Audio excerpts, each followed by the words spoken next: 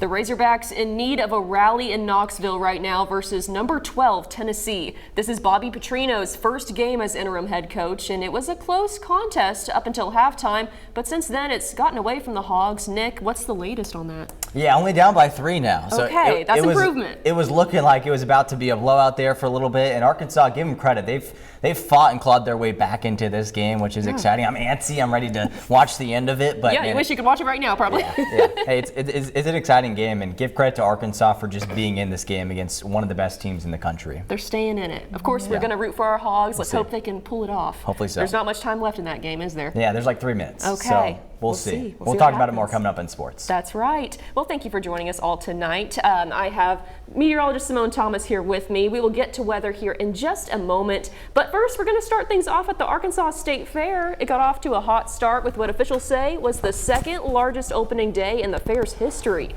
Nearly 50,000 people were reportedly there yesterday enjoying all of the festivities. And Simone, I was also there last night. The weather was perfect. It was beautiful. And how long is it going to stay like that? Yeah, I think we managed to stay in the 70s yesterday. Things did get a little bit warmer today, but it hasn't been miserable, if I say so myself. Not bad. And that's been thanks in part to some of those passing clouds. Now, right now, as we check in, some upper 70s, lower 80s across central Arkansas. 78 is the current here in the capital city. We have about 2 hours and 15 minutes till the gates close at the fair, so you still have some time to take in the fun. 81 in Hot Springs, 80 on the dot in Pine Bluff and Arkadelphia. Probably still some celebrations happening down in Pine Bluff in celebration of UAPB's homecoming. As we continue through the evening, looking to see pretty clear skies with a calm wind as temperatures fall off to the upper 50s and lower 60s. Looking to wake up tomorrow morning around 58 in the capital city, while our neighbors around us could see at least some lower 50s in north central Arkansas like Clinton and Searcy and even Batesville. But throughout the day, we're going to see another warmer than normal day in the afternoon. I'll tell you how long this trend is sticking around coming up in that 7-day outlook. All right, thanks, Simone. And to go along with the nice weather, one couple in Saline County is going above and beyond to keep Arkansas beautiful. Tonight, THV 11's Carter Thweet introduces us to Saline River Canoe, a business that'll get you on the river and clean it up, too. For Michael and Tanya Sacamani, keeping the Saline River clean is a good business move, but more than that, it's a calling, one they're so passionate about, they recently got an award for it. He said, hey, I really feel that we should start renting canoes and kayaks on the river, and I was like, let's do it. That's how Saline River Canoe began back in 2008. Tanya and her husband Michael watching it grow from just a few used canoes into what it is today. Now we have, all of this, a thriving business, a really thriving river community and, people that come, from all over. The people really do make the place, but if you're not careful, the place can end up in pretty rough shape. Michael says the river's proximity to interstates and highways makes this a possibility. A lot of roadside trash finds its way into the river. The rains come, fill up the ditches on the side of the road, wash it into the creeks, that gets washed into the rivers, and so yeah, we see a lot of that. It's the reason why multiple times a year the Sacamanis and other volunteers will go down the river or the banks and pick up trash.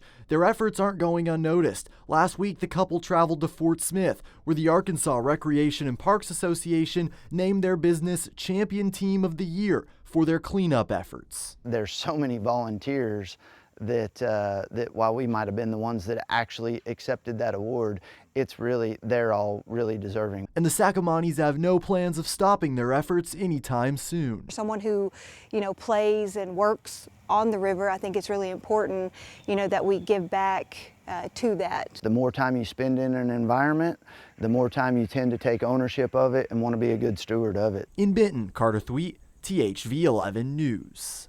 Thanks, Carter. If you want to get involved with the Sacamani's cleanup efforts, you can follow Saline River Canoe on Facebook or go to their website.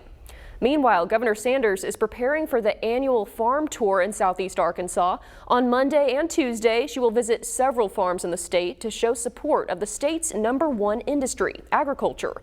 The governor says she wants to hear directly from those on the front lines in what's been a tough year for Arkansas farmers. She will also make an announcement at the University of Arkansas at Monticello.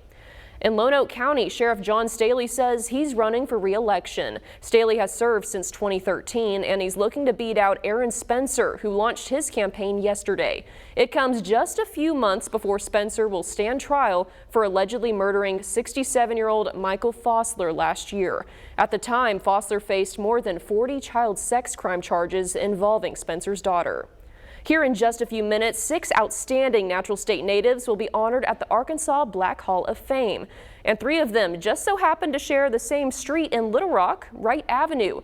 But their influence reaches far beyond that one stretch of road. Their stories reflect faith, service, and the power of community. THV 11's Journey Taylor caught up with some of them before the ceremony to find out what the honor means to them.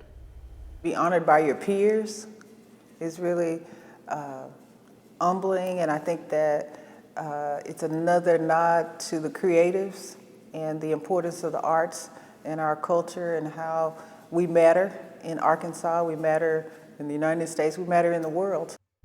That ceremony honoring the 31st class of inductees starts at 7 at the Robinson Center.